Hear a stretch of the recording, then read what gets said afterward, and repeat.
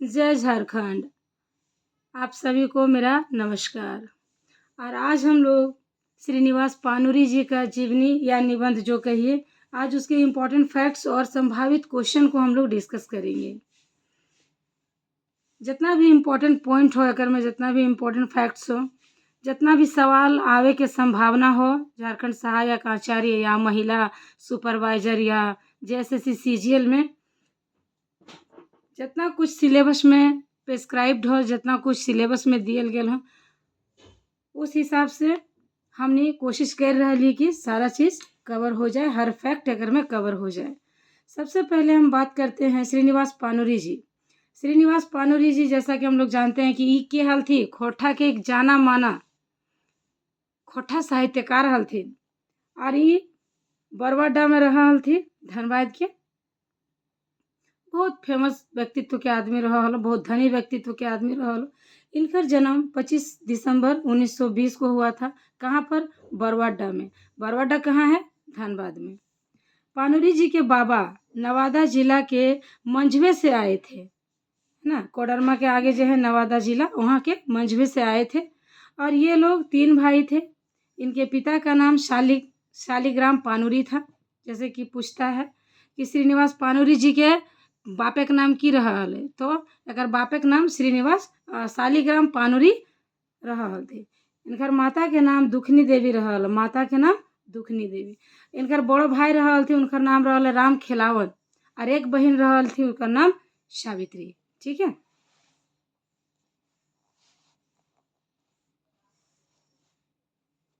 आगे 1930 में ये प्राइमरी पढ़ने के बाद जिला स्कूल से ही, यानी कि धनबाद के स्कूल से ही 10th के एग्जाम दिला और पास भे गेला। बहुत गरीबी रहा हलो उस समय, गरीबी के कारण इसने पढ़ाई छोड़ दी थी इन्होंने। और इनकी शादी मूर्ति देवी के साथ हुई।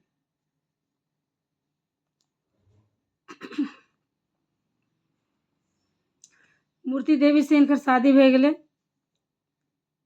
ओकर बाद एक दुखद घटना, इनकर पिताजी के मौत भे गेले। कब? 9 सितंबर 1939 के इनकर पिताजी शालिग्राम पानुरी जी डेथ कर गेल थे।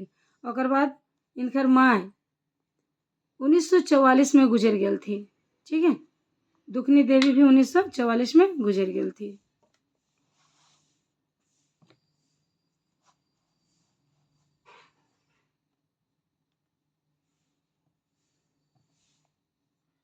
डेट याद रखिए, 1946 में पानुरी जी ने एक पान गुमटी खोला। बरवाडा में एक पान के दुकान खोल ली थी, और यहीं से वे साहित्य के प्रति लिखे लगला और कविता सुनने लगला।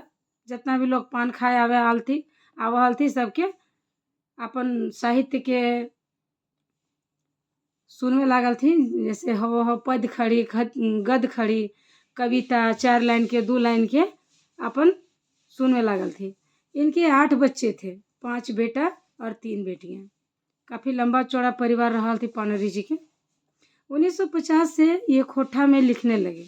ठीक है। 44 में जब उनकर माई गुजर गई थी, उसके बाद 46 में पान गुमटी खोलला, लोगों से परिचय भेला। तो 1950 में दिल खोल के खोठा में लिखे लगला। और 1954 में इनकी पहली खोठा कविता संग्रह बाल किरण छप गया। ठीक है। तो ये सवाल बनतो कि पानुरी जी के सबसे पहला छपल कविता या कहानी रचना की रहा है, तो एक कविता के संग्रह रहा है बाल किरण, जे कि कब छप गेलो? 1954 में प्रकाशित भे गेला। और 1957 में ये खोठा भाषा के एक पत्रिका मातृभाषा प्रकाशन करला। तो 54 में उनकर किताब पब्लिश भे गेले, कविता संग्रह। ओकर बाद 57 में आए करके ही एक पत्रिका निकालल थी, जेकर नाम रहल मातृभाषा। सवाल एकर से बनतो कि पानुरी जी जो खोठा पत्रिका बाहर करल थी, ओकर की नाम रहा है? तो ओकर नाम रहा है मातृभाषा। ये खोठा के क्षेत्र में इतना प्रसिद्ध हुए कि इनका परिचय हरिवंश राय बच्चन, हिंदी साहित्यकार के महान कवि हरिवंश राय बच्चन, और शिव पूजन सहाय, जानकी वल्लभ शास्त्री, भवानी प्रसाद मिश्र, राजजीवन शर्मा और श्याम नारायण जी से हुआ। तो इतना फेमस भे गल थी कि अब ये सब बड़ा बड़ा हिंदी के जो महाकवि रहल थी, सब इनकर से जाके मिले लागल थी। और इनकर पर परिचय इतना लोग से भय गेला।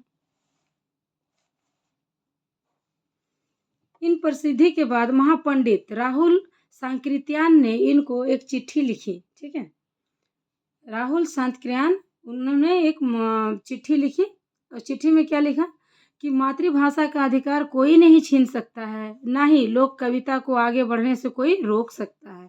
हाँ, आप साहित्य कवियों का अनुसरण ना करें।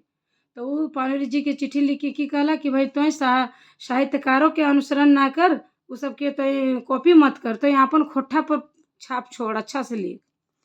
ओकर बाद पाणिनि जी ने मेघदूत को खोट्ठा में अनुवाद किया। मेघदूत जो कि एक हिंदी कविता लगो ओकर भी इन्होंने खोट्ठा में अनुवाद करल थी। कैसे कहला कि ट्रांसलेट करल थी खोट्ठा में। तभी साहित्यकार राधा कृष्णन ने उनके बारे में लिखा। अब राधा कृष्ण भी उनके बारे में लिखा थे कि खोट्ठा भाषा में मेघदूत का अनुवाद का श्रेय पाणिनि जी को ही जाता है। कि जो खोट्ठा भाषा में ही जो अनुवाद कर दल वो मेघदूत का ना, एक श्रेय सिर्फ पाणिनि जी को ही जाता है और सिर्फ वही कर सकते थे।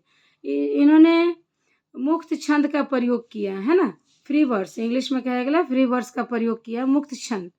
पाणिनि जी की तपस्या अनुकरणीय है, इनके तपस्या के आगे आदर से सर झुकता है। इतना बड़ा बात कह दल थी कि राधा कृष्णन जी ने कि इनके आदर के सम्मान में सर झुकता है। ठीक है,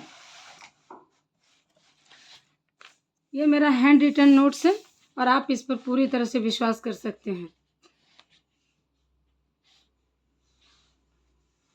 और बाद अगला फैक्ट हो कि डॉक्टर वीर भारत तलवर ने की लिखल थी कि मेघदूत के बारे में उन्होंने लिखा कि कहना नहीं होगा कि पाणिनि जी ने मेघदूत को उनकी उचित जमीन पर उतार दिया है। लोक भाषा जनपद वासियों तक पहुंच गई है। ये इतना अच्छा ही अनुवाद करल थी कि अभी जो लोक भाषा है, क्षेत्रीय भाषा है, वो उस क्षेत्र के लोगों तक पहुंच गई है। इस अनुवाद से खोट्ठा भाषा की क्षमता सिद्ध हुई है। ठीक है, खोट्ठा भाषा की क्षमता सिद्ध हुई है।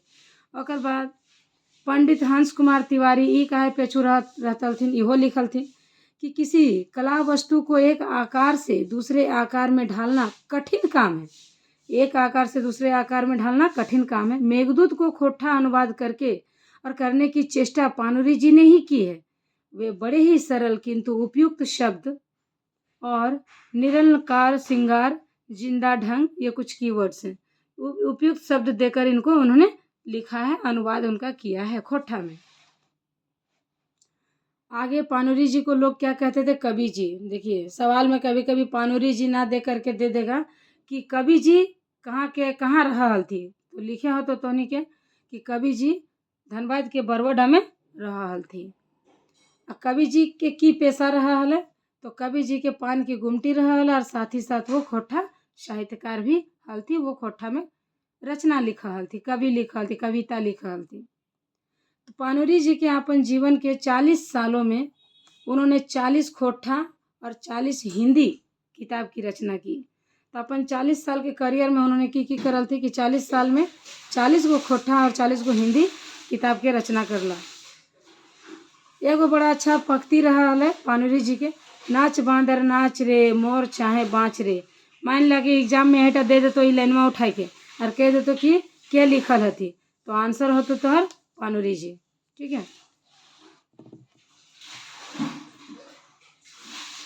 नेक्स्ट हो प्रमुख रचना। उनकर प्रमुख रचना कौन कौन सा है, जैसे बाल किरण, तितकी। अच्छा, तितकी एक पत्रिका भी हो जो कि झांझी लिखले हथी, आ तितकी एक काव्य हो, एक एपिक संग्रह भी हो। ठीक है, मधुक देशे एक गीत हो। ये सब छोटे छोटे पॉइंट हो, लेकिन याद रखिए क्या कि पूछ देतो कि तितकी पाणिनि जी जो लिखले हथी सेटा की हले, काव्य खंड हले कि गद्य खंड हले कि पद्य खंड हले, कविता संग्रह हले कि रचना हले, तो लिखे हतो कि ओटा काव्य संग्रह हले। मधुक देशे एटा की हले, तो गीत रहले। राम कथा अमृत ये काव्य खंड था। मेघदूत जिसको इन्होंने हिंदी से खोट्ठा में अनुवाद किया था। अन्य प्रकाशित में जैसे हो तोहर चाबी काठी नाटक रहल है, आँखी गीत एक गीत संग्रह रहल है, पारिजात एक काव्य रहल, एपिक रहल, और रखते भींजल पाखा जो 1977 में लिखल हथिन, इटा कहानी संग्रह रहल।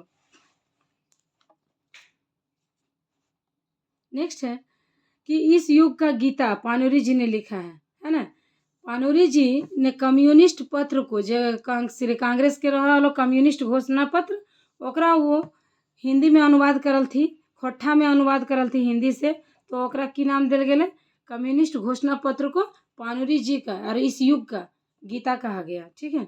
पानूरी जी रांची विश्वविद्यालय सिलेबस बोर्ड के एक सदस्य हल थी, वो भी अपन जीवन के काल में रांची यूनिवर्सिटी के सिलेबस बोर्ड के एक सदस्य हल थी। क्षेत्रीय भाषा विभाग में वो आजीवन सदस्य बने रहे और खोट्ठा भाषा के जो विभाग रहल ओकर में वो आजीवन एक सदस्य के रूप में रहल थी। 7 अक्टूबर 1986 में अचानक हार्ट अटैक के कारण पानूरी जी दुनिया के छोड़ के चल जा थी, उनका निधन भय जाए, उनका डेथ भय जाए। कब? डेट याद रखिए, डेट बहुत इंपॉर्टेंट है, आप लोग डेट जरूर याद रखिए, 7 अक्टूबर 1986। पानूरी जी खोट्ठा साहित्यकार के लिए ध्रुव तारा के रूप में थे। एक लाइन दे देगा और पूछ देगा कि इनमें से खोट्ठा साहित्यकार के लिए ध्रुव तारा के रूप में किन्हें जाना जाता है, तो आपका आंसर होगा पानूरी जी को। और मानववादी विचारधारा में ये चलने की लोगों को हमेशा से प्रेरणा देते रहे हैं। तो इसमें जितने भी इम्पोर्टेंट फैक्ट्स थे पानूरी जी से रिलेटेड हमने इन सबको नोट डाउन किया है और आप लोगों के समक्ष इनको रखा है। आप लोग इन सारे फैक्ट को ज़रूर याद रखिए, ये आपके एग्ज़ाम के पॉइंट ऑफ व्यू से बहुत ही इम्पोर्टेंट और क्रूशियल रोल प्ले करने वाला है। So thank you so much. मिलते हैं किसी और साहित्यकार के, खोट्ठा साहित्यकार के धुरंधर को डिस्कस करते हुए।